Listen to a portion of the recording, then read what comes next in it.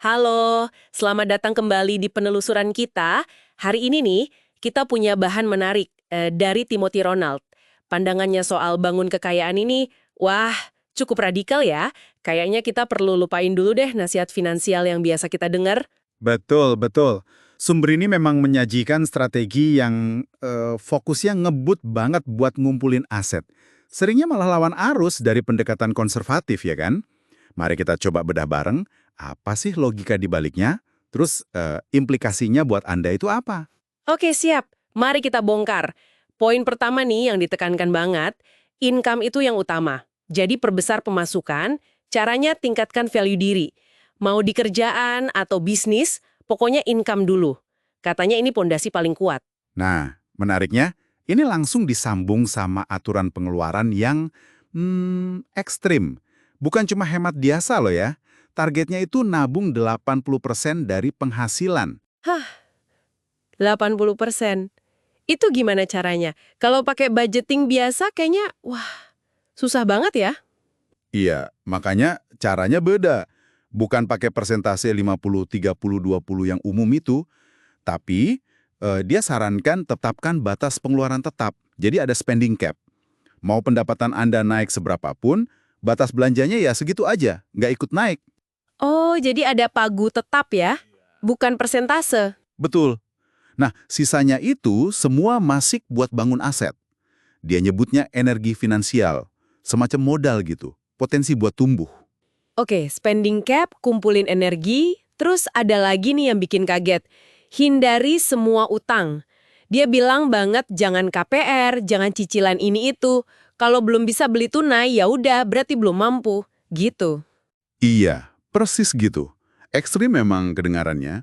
Perspektifnya gini, utang itu kan beban pasti.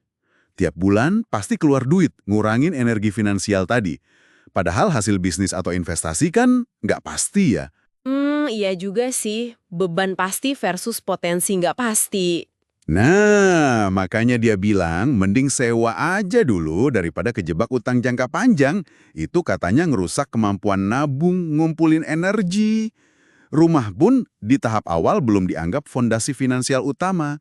Fondasi sebenarnya itu ya cadangan energi liquid yang gede tadi. Oke, jadi kumpulin energi dulu sebanyak-banyaknya dengan income gede, spending cap ketat, nol utang. Nah, kalau udah berhasil nabung banyak banget terus gimana? Katanya bangun benteng finansial. Tepat. Tapi benteng di sini bukan rumah fisik ya. Maksudnya itu dana penyangga, liquid, dan harus gede banget. Sumber ini nyebutnya mungkin setara 2-5 tahun biaya hidup, bahkan bisa lebih, dan harus gampang dicairin. 2 sampai 5 tahun?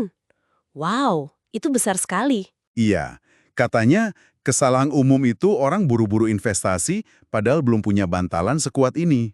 Apalagi kalau masih punya utang, wah itu bahaya katanya. Oke, jadi benteng liquid super besar dulu, baru setelah itu kokoh masuk ke investasi. Nah, soal investasi ini juga unik lagi nih. Katanya, selagi muda, gaspol aja ambil resiko setinggi mungkin. Fokus ke aset kayak kripto, Bitcoin disebut spesifik ya, atau saham. Terus ini lagi, lupakan diversifikasi kalau modal masih kecil. Ini kan benar-benar lawan arus banget. Iya, kedengarannya gitu ya. Tapi ada logikanya sih menurut dia. Gini, untuk bisa ngebut pertumbuhan modal secara eksponensial, perlu potensi return yang tinggi banget. Aset berisiko tinggi kan potensinya gitu. Nah, kalau modal masih seuprit, terus dibagi-bagi ke banyak tempat, diversifikasi, tumbuhnya jadi lambat katanya. Mending fokus aja di 1-2 bidang yang benar-benar dikuasai. Terus risikonya gimana kalau fokus gitu? Kan bisa anjlok parah. Nah, disitulah fungsi benteng finansial yang super besar tadi. Itu jadi jaring pengaman kalau investasinya lagi drawdown, lagi turun nilainya sementara. Jadi idenya, konsentrasi buat akselerasi, tapi ada bantalan risiko yang super tebal dari dana liquid tadi. Oke. Konsentrasi dengan jaring pengaman super kuat. Masuk akal juga sih kerangkanya. Selain langkah praktis ini, kayaknya dia juga banyak ngomongin soal mindset ya. Ada kebohongan soal uang yang perlu dibongkar katanya. Ya, betul. Ada beberapa poin mindset yang dia tekanin.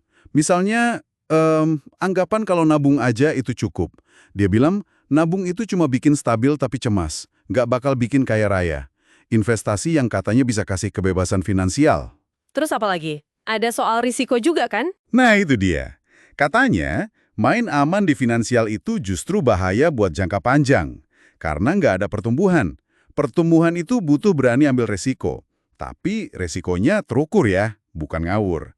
Dan jangan pakai utang buat mulai bisnis atau investasi. Itu ditekankan lagi.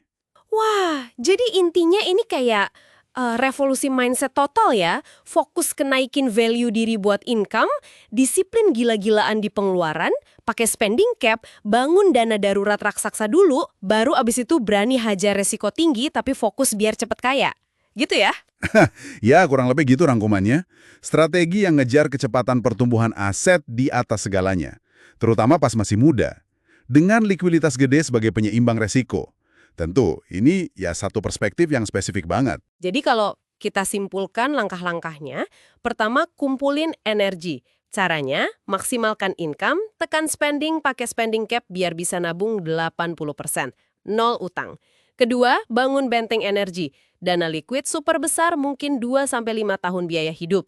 Ketiga, baru salurkan energi itu ke investasi. Dan keempat, fokus nyalurinnya. Pilih aset resiko tinggi yang dipahami, jangan diversifikasi dulu kalau modal kecil. Persis. Rangkumannya pas banget. Tapi, nah ini penting banget buat Anda ingat ya. Ini kan satu pandangan yang bisa dibilang ekstrim.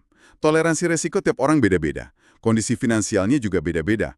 Sumber ini juga ngaku kok, strategi ini, apalagi kalau coba diterapin sama yang pendapatannya katakanlah UMR gitu ya, itu agresif banget. Mungkin nggak cocok atau malah nggak realistis buat banyak orang. Ambil untuk tujuan finansial Anda. Dan apakah pendekatan jalan pintas yang super fokus ke kecepatan dan konsentrasi aset ini rasanya pas nggak dengan profil dan kenyamanan Anda sendiri? Coba direnungkan ya.